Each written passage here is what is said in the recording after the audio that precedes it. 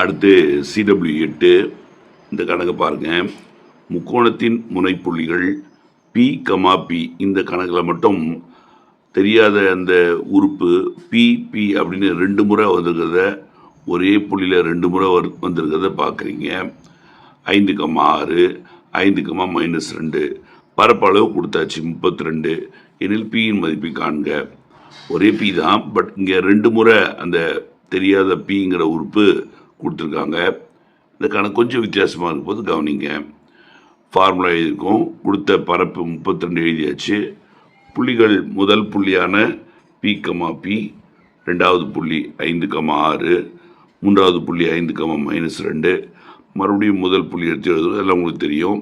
32 பெருக்கலாம். முதல்ல P × 6 6P அப்படின்னு எழுதியிருக்கோம். 5 × -2 -10 I2 10 மைனஸ் இல்லையா. 5 × Pன்னும் போது ஒரு நம்பர் ஒரு P, அப்போ 5P. அடுத்து எதிர்பெருக்கல் பார்ப்போம். P × 5 5P, 6 × 5 6 5 30 -2 P -2P. எதிர்பெருக்கெல்லாம் புரியுது இல்லையா. இப்போது உள்ளுக்குள்ளே கூட்டும்போது பார்த்தீங்கன்னா 2 P உறுப்புகள் இங்கே 2 P உறுப்புகள் வந்திருக்கிறது பார்க்குறீங்க. ஸோ அது P உறுப்புகளை கூட்டும்போது 6P 5P கூட்டிங்கன்னா 11Pன்னு கூட்டி போட்டிருக்கோம். ஒரே ஒரு உறுப்பான நம்பர் உறுப்பு -10 இங்கே எழுதியிருக்கோம். அடுத்து இங்கேயும் பார்த்தீங்கன்னா 5P -2P குறிகள் மாறி இருக்குது. இந்த 2 P உறுப்பில் ஒன்றாக்கும்போது 5ல் 2 போனால் 3 பெரிய நம்பர் குறி 3P போட்டாச்சு. இருக்கிற ஒரே உறுப்பு அந்த 30 இங்கே எழுதியிருக்கோம். இதெல்லாம் உங்களுக்கு புரிய நினைக்கிறேன். ப்ராக்கெட் ரிலீஸ் பண்ணுவோம். ரிலீஸ் பண்ணும்போது என்னாகும், முதல்ல உள்ள 11P அப்படி எழுதிட்டோம். -10 எழுதியாச்சு. இந்த மைனஸ் என்ன பண்ணும், உள்ளுக்குள்ளே 2 ப்ளஸ் சிம்பிளை மைனஸாக மாற்றும்.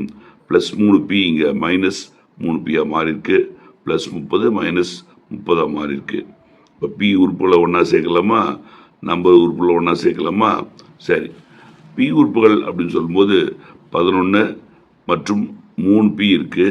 2 வெவ்வேறு குறியாக இருக்குது, கவனிக்கிறீங்க. இது ப்ளஸில் இருக்குது, இது மைனஸில் இருக்குது.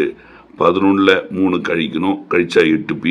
பெரிய நம்பர் 11Pன்றதுனால அதோட குறி ப்ளஸ்ஸை இங்கே நம்ம இந்த P இந்த டோட்டலுக்கு போட்டிருக்கோம். இது -10, இது -30. நம்பர் உறுப்புகள் ஒன்றா சேர்க்கலாம். 2 ஒரே குறியாக இருக்குது. ஒரே குறி நான் கூட்டணும். 30 10 கூட்டினா 40. பெரிய நம்பர் இது, அதோட குறி மைனஸ் போட்டிருக்கோம். =32 இருக்குது. இப்போ என்ன பண்ணணும், P மதிப்பு கண்டுபிடிக்கணும்னா முதல்ல நம்ம செய்ய வேண்டியது இந்த 1/2 இங்கே போடணும், ரைட் சைடில் அனுப்பணும். அது அடுத்த ஸ்டெப்பில் பெருக்கல் 2 32க்கு வந்திருக்கிறத பார்க்குறீங்க.